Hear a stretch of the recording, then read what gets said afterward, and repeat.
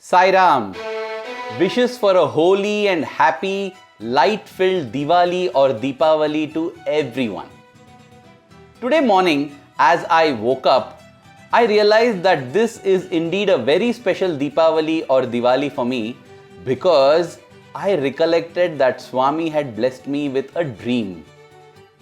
Without going too much into the details of the dream, this much is clear that in my dream, Swami had commanded me, give a talk tomorrow. And I was busy preparing for the talk. So as I woke up, I knew that the Diwali day is a day when I have to give a talk. But where should I give the talk? And on what subject? The only place where I can give a talk at my will and without informing anybody is the YouTube channel. And therefore I knew that I had to deliver a talk on YouTube, but on what topic? That is when I realized that in the dream was also a classmate of mine, Raju. So I called up Raju and told him about this dream, and very interestingly, he told me, Arvind, I wanted to call you because here I found a subject which I thought would be perfect for you to speak about. And therefore, it began a challenge indeed to get the talk prepared, recorded, edited and uploaded all in a matter of hours.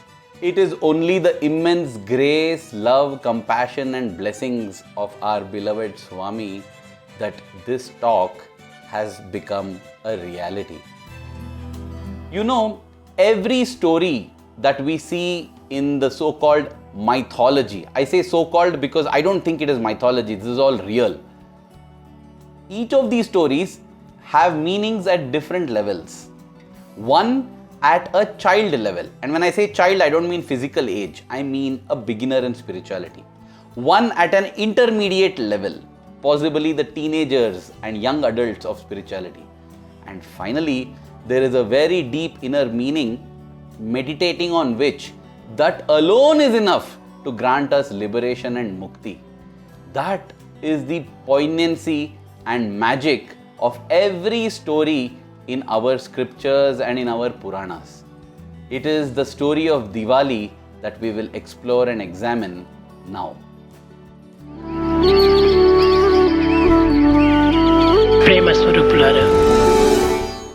Let's start off with the traditional story for the children.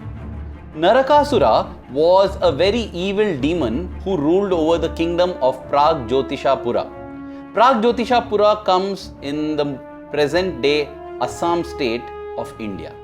So here he was capturing all kings and kingdoms, and he had imprisoned 16,000 women whom he coveted. It is said that he suffered from all the 6 vices: Kama, desire; Krodha, anger; Lobha, greed; Moha, infatuation; Mada, pride; and Matsarya, envy or jealousy. And therefore, he had to be killed and annihilated by Lord Krishna. And how did Lord Krishna do this? He repeatedly kept attacking Narakasura. But even as Narakasura would get ready for battle and come out, Krishna would retreat. And seeing this, Narakasura would get very upset and angry. He would be, hey Krishna, I wanted to kill you and you're running away. Come back, come back. But Krishna would be gone. Swami has said in multiple Deepavali discourses that Krishna did this as a tactic, because every time Narakasura got angry, he got weakened. And Swami goes on to say that each bout of anger costs a person 3 months of food and 3 months of spiritual sadhana.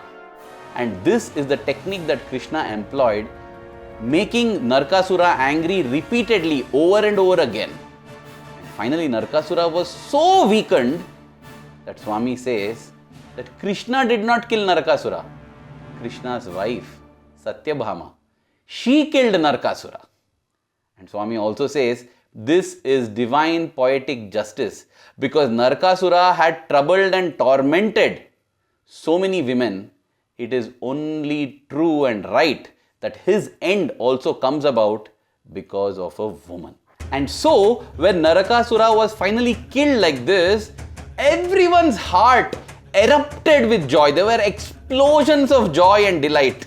And That is the reason why Naraka Chaturdashi is the other name of Deepavali or Diwali, and it is a day when we light lamps everywhere and burst firecrackers with great joy, celebration, wearing new dresses, eating sweets, visiting others' homes, exchanging a lot of love, light and laughter. And now we move to the teenage or the young adults or the intermediate level. Our ancients were so brilliant and amazing. What they did was they encapsulated and captured history as stories. Because possibly those days they didn't have the internet. They had the inner net. And in the inner net, it is easy to remember stories. Going one layer deeper into the stories reveals historical incidents that have occurred which would have otherwise been lost. And I must say that I am very, very grateful to Bhagawan Sri Sathya Sai Baba for having revealed one historical event like this. It is astounding, amazing, and I don't think anyone else, anywhere else in the universe has ever revealed this story of Lord Shri Krishna. Before I go into that, it would be amazing to listen to it in Bhagwan's own golden voice. ఇది ద్వాపర యుగమునందు నరక అనేటువంటి ఒక గ్రహము భూమికి అతి సమీపంగా వస్తుండాలి. In that age of Dwapara, there is a planet by name Naraka which is fast approaching this earth. ఈ యొక్క గ్రహము భూమి పైన పడిన భూమి అంతా భస్మైపోతుంది. The moment this planet Naraka falls on earth, it would get burnt up. చంద్రుడంటి వాడు చల్లనటువంటి వాడు కొన్ని అడుగులు కొంచెం భూమికి దగ్గర వచ్చినాయంటే కూడా భూమి భస్మైపోతుంది. Moon, who gives all coolness, approaches అనేక earth ప్రమాదములు with కూడా burning. సంభవిస్తాయి. There will be many dangers. అలాంటిది నరక అనేటువంటి గ్రహము ఈ భూమి పైన పడడానికి అతి సమీపించింది.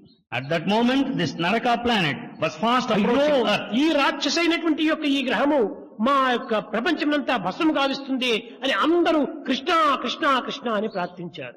Many pray to Krishna because this demonic planet Naraka would completely destroy this earth. అప్పుడు ఆ గ్రహమును సంహరించి లోకాన్ని సంరక్షించినటువంటి యొక్క ఘట్టమే ఈ నరకాసుర సంహారం. At that moment, this planet Naraka was completely killed and the world was saved. ఆ నరకుణ్ణి వీరందరూ కూడా రాక్షసునిగా విశ్వసించారు. Many considered Naraka as the demon. అనగా ప్రపంచంలో నాశనం చేసేటువంటి వాడు నరకుడు కాదా, రాక్షసుడు కాదా? The one who destroys the world is the demon. ఆ యొక్క ద్వాపర యుగం లోపల ఒక నరకుడు అనేటువంటి ఒక గ్రహము సమీపించేటప్పటికి దాన్నంతా రాక్షసునిగా విశ్వసించారు.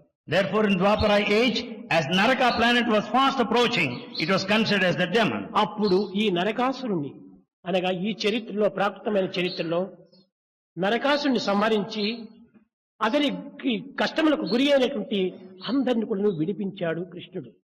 Krishna, after killing Narakasura, rescued everybody. అదే విధంగానే నరకుడు అనేటువంటి ఒక గ్రహం చేత మునిగిపోయేటువంటి ప్రజలందరినీ రక్షించి వారిని అండదండలుగా చేర్చుకున్నాడు. Similarly, people were protected because there is a threat of the total extinction as Naraka planet approaches earth. If we research a bit deeper into what in modern day terms is called as an impact event, we will realize that every year at least 2 such impact events happen where a heavenly body enters coming on collision course with earth. But in 99.9% of these times, by God's grace, what happens is even as these heavenly bodies, meteors, enter into the atmosphere of the earth, they just get burnt away there without impacting the ground. But then, there are different scientific groups that have proclaimed this truth that there is a 100% possibility that there will be a big heavenly body colliding with earth. It is inevitable. It is not about whether it will happen or not, but when it will happen or not, that's all. It will definitely happen. So therefore, in the past too, the probability of some heavenly body hitting earth is extremely high. And Swami mentions about this planet Naraka that was going to come and collide into earth and create havoc on earth. That is when Lord Krishna, using the power of mantra and celestial weapons, destroys this planet which is on colliding course with planet Earth. And that Naraka gets smashed into smithereens, becomes a million and billion bits and pieces. and lights up the nightly skies for planet Earth. And then the people are all happy, they're heaving a sigh of relief and they're jubilant because they have been saved by their Lord. And this is the historical reason why we celebrate Deepavali with fireworks and firecrackers. I mean, whatever might be the grandeur of our modern day fireworks, I don't think it comes anywhere close to the grandeur of what the people of Earth witnessed on that day when Lord Krishna destroyed the planet Naraka, which was on collision course with Earth.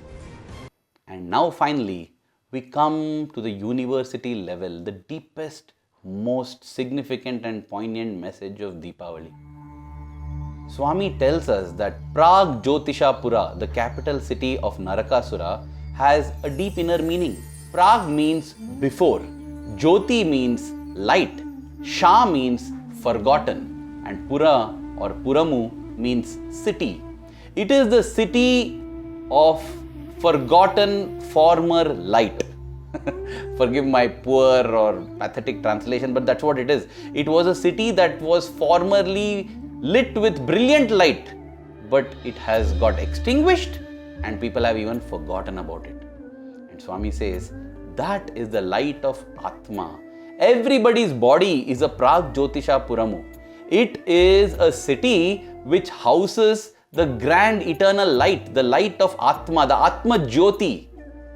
But that has been extinguished, covered up, not extinguished, covered up. You know, just like the clouds cover the sun and makes us feel that the sun is not there, ignorance clouds, the darkness of ignorance clouds this Atma Jyoti and makes us unable to see that. Worse, we have even forgotten that it exists. And that is why from Nara, meaning human being, we have become Narakasura or demonic. Swami beautifully says, the one who follows the body is an animal. The one who follows the mind is a demon, a Rakshasa. The one who follows the Atma is God. And where does a human being come in all this? Swami says the human being is one who follows all the three. Body, mind and Atma. So he's part animal, part Rakshasa and part God, part divine. We should be inspired by Deepavali to banish the darkness with the Atma Jyoti or the light of the Atma. We should overcome our tendency to follow the body, to be a slave to the body. We should overcome our tendency to be a slave to the mind. We should identify ourselves with the Atma. And then that Atma Jyoti, that light of the Atma will illuminate the skies, the Akasa, the skies of consciousness. And that is true Deepavali. Tamasoma Jyotirgamaya. That prayer finds fulfillment as we move from the darkness of ignorance to the light of knowledge and wisdom. Dear Swami, even as we light lamps in our homes, even as we burst firecrackers and dance in joy, may we light the lamp of love in all our hearts, and may we dance in the joy knowing that this is the brotherhood of man and the fatherhood of God. And then may we all see that Atma Jyoti within each of us and become one with you. Thank you. Jai Sai Ram.